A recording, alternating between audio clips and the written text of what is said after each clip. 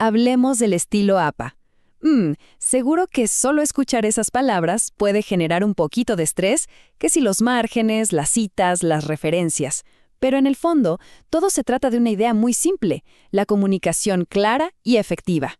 Vamos a desglosar esta séptima edición para ver cómo estas reglas, más que obstáculos, son en realidad herramientas para la claridad. Y sí, es una sensación súper común. La precisión que exige puede parecer abrumadora al principio, pero créanme, no es arbitraria. Cada regla tiene un propósito, y entender ese por qué es el primer paso para dominar el formato de verdad. Así que, para transformar ese dolor de cabeza en confianza, esta es nuestra hoja de ruta. Empezamos con el porqué de las reglas y luego nos metemos de lleno en el cómo aplicarlas, paso a pasito. Muy bien, empecemos por lo fundamental. Antes de memorizar cualquier regla, es clave entender su razón de ser. Mucha gente piensa que el objetivo del APA es complicar las cosas, pero en realidad es todo lo contrario. Se trata de crear un estándar para que la atención se centre en las ideas, no en tener que descifrar el formato. Es un sistema que garantiza que el crédito vaya a quien corresponde, promoviendo una conversación académica que sea ética y sobre todo respetuosa. Bueno, ahora sí, vamos a la práctica. Estos son como los cimientos visuales de cualquier documento en formato APA. La primera regla es la uniformidad, un margen de 2.54 centímetros en todos los lados. ¿Y por qué ese número tan específico? Bueno, es exactamente 1 pulgada. Esto crea un marco limpio y consistente. Da igual si el documento tiene 5 o 50 páginas. Cada párrafo nuevo, salvo algunas excepciones, empieza con una sangría de media pulgada, o sea, 1.27 centímetros. Y un consejo clave. Para esto, siempre se usa la tecla de tabulación, el famoso tab. Nunca, pero nunca, la barra espaciadora. Esto a veces genera dudas, ¿verdad? Porque estamos acostumbrados a justificar el texto para que se vea como un bloque, pero alinear a la izquierda mejora muchísimo la lectura. Evita esos espacios raros entre palabras, a veces llamados ríos de espacio en blanco, que hacen la lectura más difícil, sobre todo en una pantalla. Y aquí viene una de las grandes noticias de la séptima edición: más flexibilidad.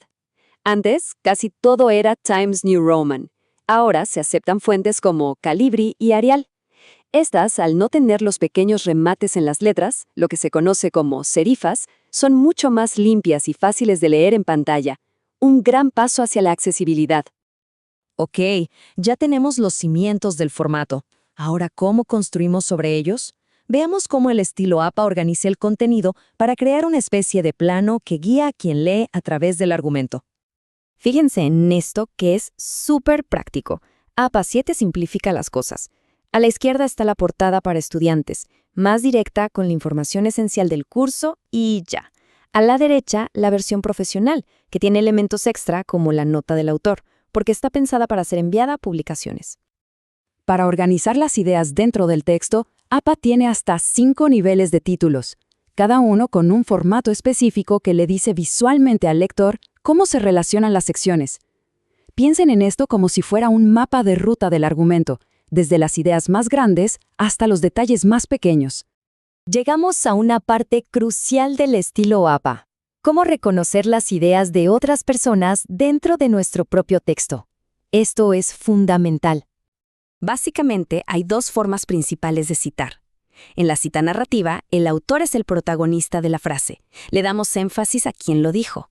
En la parentética, la información es la protagonista y la fuente se menciona de forma más discreta al final. Y aquí se ve clarísimo. A la izquierda, el foco está en la contribución de Zuluaga Mesa. A la derecha, la idea es lo principal y la cita solo actúa como un respaldo. La elección entre una y otra depende del flujo y del énfasis que se le quiera dar a la redacción en cada momento. Y ojo, este es quizá uno de los cambios que más tiempo nos ahorra en la séptima edición. Antes, si había 3 o más autores, había que listarlos a todos la primera vez. Ahora, desde el principio, se usa el primer apellido seguido de et al, que en latín significa y otros. Simple, pero mucho, mucho más eficiente. Claro, todas esas citas en el texto tienen que llevarnos a alguna parte, ¿no? Bueno, pues ese lugar es la lista de referencias. Aquí es donde se da la información completa para que cualquiera pueda encontrar las fuentes que usamos. La lista de referencias tiene este formato único llamado sangría francesa. Al dejar la primera línea a la izquierda y meter un poco las siguientes, los apellidos de los autores que están en orden alfabético saltan a la vista. Esto hace que escanear la lista buscando una fuente sea increíblemente rápido. Y aquí otro cambio que moderniza el formato. Los DOI, que son como una huella digital única para un documento en línea, ahora se presentan como un enlace web que funciona. Además, se eliminó la frase recuperado de para la mayoría de las URL, haciendo la referencia más limpia y directa. Para que no se nos escape nada, aquí va un checklist rápido para la página de referencias. Siempre empiece en una página nueva. El título es Referencias, centrado y en negrita. Todo va a doble espacio, y lo más importante, en estricto orden alfabético. Para terminar, demos un paso atrás y veamos la filosofía que hay detrás de todas estas actualizaciones, porque no son cambios al azar, responden a principios muy claros. Los cambios de la 7ª edición se basan en 3 pilares. Primero, la eficiencia, para que el proceso de escritura sea más fluido. Segundo, la accesibilidad, para que el contenido sea más fácil de leer en el mundo digital de hoy. Y tercero, la ética, para asegurar que la comunicación académica sea siempre rigurosa, respetuosa e inclusiva. Y esto nos deja con una idea final para reflexionar. Las normas APA son más que un simple manual para trabajos académicos. En realidad, son un modelo de cómo comunicar ideas complejas de forma clara, eficiente y responsable. Principios que sin duda podemos aplicar en muchísimos otros ámbitos de nuestra vida.